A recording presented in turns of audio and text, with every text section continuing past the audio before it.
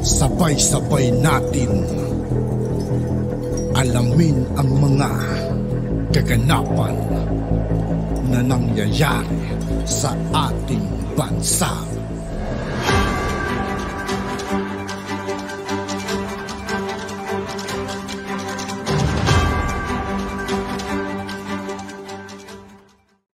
Yo, what's up mga kaibigan? This is I2K po again. Ngayon nandito naman ulit tayo sa channel ni Banat News Updates. Dito naman ulit tayo magbibigay ng komento at reaksyon. Kaya samahan nyo ako guys. Let's go! Ang point po dito, katawa-tawa sa ICC na kaya ka pumapasok, isang private citizen na si Duterte, tutulong ka, ICC, na usigin yung private citizen na si Duterte na pwede naman magsampa ng kaso lahat ng mga naagrabyado ni Pangulong Duterte. Very willing naman siyang harapin. Hindi po ba? Magiging katawa-tawa po yung ICC. Kaya po siya papasok. Sa madaling salita mga kaibigan, mga papansin ng mga ICC na yan. Sana noon, ang ikakatwiran niya, napakamakapangyarihan ni Duterte. Hawak niya lahat. Kaya niyang impluwensyahan. Kayo na rin ang nagsasabi, wala nang power si Duterte. Itatakbo niyo pa rin sa ICC pa rin. ang sa akin, kung ako po ICC, maiinsulto ako dito sa ginagawa ng mga to. Kasi hindi nyo ba nakikita? May problema kami sa Israel. Iniisip namin, paano namin iimbestigahan yung Israel? Isisingit ba namin si Duterte? Unahin pa namin si Duterte? Private citizen na yan si Duterte. Wala nang power. Bakit pa kinakailangan nyo pa ng foreign power para usigin ang isang private citizen na kung tutuusin, dito ginawa ang krimen sa Pilipinas, may mga hustisya po tayo rito. Katunayan, napalaya ka nga. Dahil sa hustisya. Hindi ko maintindihan kung ano po yung logic na hanggang ngayon si Pangulong gusto nyong tumakbo yung hustisya kay Duterte. Bawiin nyo sa ICC, magsampa kayo ng kaso sa mga korte natin sa Pilipinas. Dahil si Duterte ay private citizen. Si Duterte ay Pilipino. Ang mga supposedly nagawa ng krimen ay mga Pilipino at naganap ang krimen sa Pilipinas. Bakit nyo kailangan na international? Private citizen na si Duterte. Wala na po siyang power kung tutusin.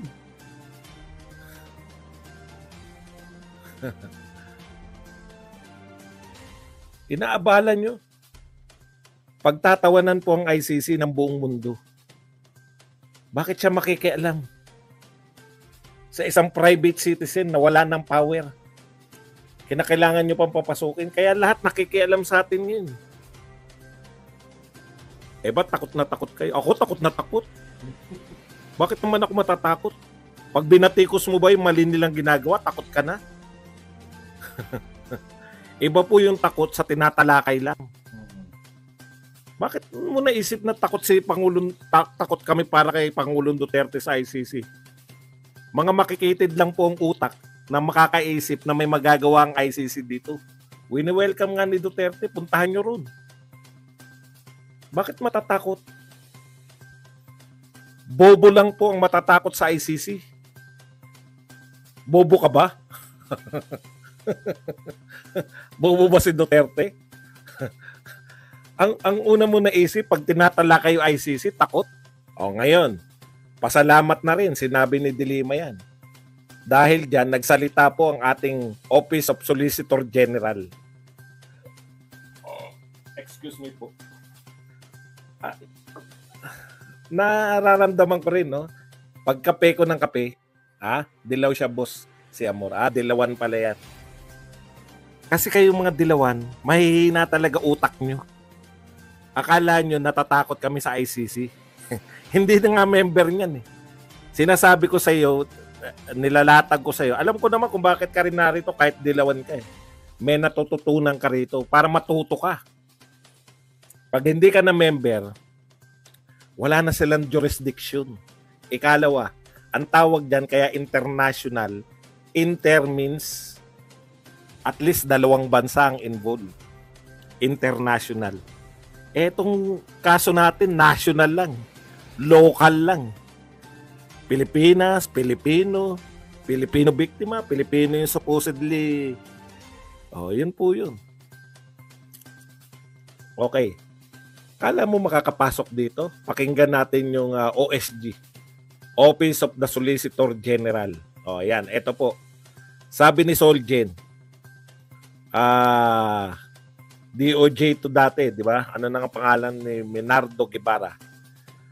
Sabi ni Solgen, Senator De Lima is now a private individual and nothing prevents any private person to assist the ICC in investigation. In pursuing yung kanyang investigation that her privilege if she wants to help. Okay. But Guevara reiterated the Marcos Jr. administration policy. Ito po yung sinasabi ko kanina no? Meron po tayong official na policy. Hindi po Kongreso nagtatakda niyan. Hindi kayo sa House of Representatives. No? That is a stand that was announced by the President. Guevara reiterated that Marcos Jr. administration policy that ICC does not have jurisdiction over the Philippines. That is the stand that was announced by President himself. Because the theory natin dyan, we are not protecting any person. This is not about certain individuals. Okay. So, ibig sabihin, mayroon tayong official na pahayag dyan at nire-reiterate ng ating Office of Solicitor General na ang presidente nagsabi na po, hindi nyo kami under jurisdiction. Hindi tayo under jurisdiction ng ICC. So, wala silang karapatan na pumasok dito. Ang linaw po niyan, presidente po yan. Ha? Hindi po dilawan na magpapasya. Hindi rin po House of Representatives. Okay? Dahil nagpahayag po si Pangulong Marcos, ang sinabi niya, wala na tayong, ano yung sinabi niya? Hindi na tayo makikipag-cooperate sa, yun na. Wala na tayong kooperasyon na gagawin sa ICC. Noong July pa niya sinabi yan. Okay? Nare-reiterate lang nito. Si De Lima, makipagtulungan ka dyan, pumunta ka dyan sa ICC, paggamit ka dyan sa mga kapartido mong antagal sa laya, ikaw pa hinintay para tulungan yung ICC. Mo, kung bigas ng mukha, no? No kaya may tutulong niya, no? Gaano kasutil yung mga yan? Hindi mo ba naiisip yun, De Lima? Ang tagal nila sa laya, ikaw nakakulong. Ikaw pa hinihintay nila para pang-attack dog. Bakit hindi nila inatake si Duterte habang nasa laya sila? Kawawa naman. Okay.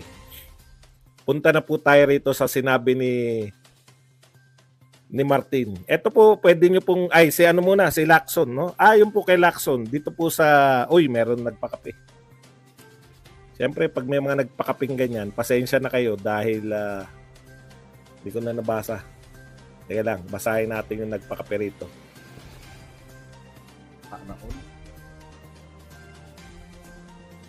Ang lakas ng loob, no? Norberto Soriano, thank you very much sa $499 na pangkape. Uy, $499. Okay, thank you very much, Norberto Sana all mga kaibigan, $499. Soriano. At siya po ay i-add na natin as moderator. Okay, balikan po natin to. Pwede nyo paniwalaan to or hindi si Martin. Si ano pa pala muna, si Lacson. Yung UN rapporteur po. No? Galit po si Lacson. Ang sabi po ni Lacson, Lacson-sis arrogance. Napaka-arrogante nitong UN rapporteur na nagngangalang Ian Fry. Kasi gusto po ng UN rapporteur na to na buwagin na raw natin yung NTF-ELCAC. Kaya po tinayo yung NTFL CAC. Sa totoo lang, may mga rebelde po tayo rito. Para po yung approach po. At yun nga po mga kaibigan, dito po nagtatapos ang ating reaction video. Muli ako po si I2K ng Sundalo ng Dunggalo at 811. Maraming salamat sa patuloy na pagsuporta. Peace out.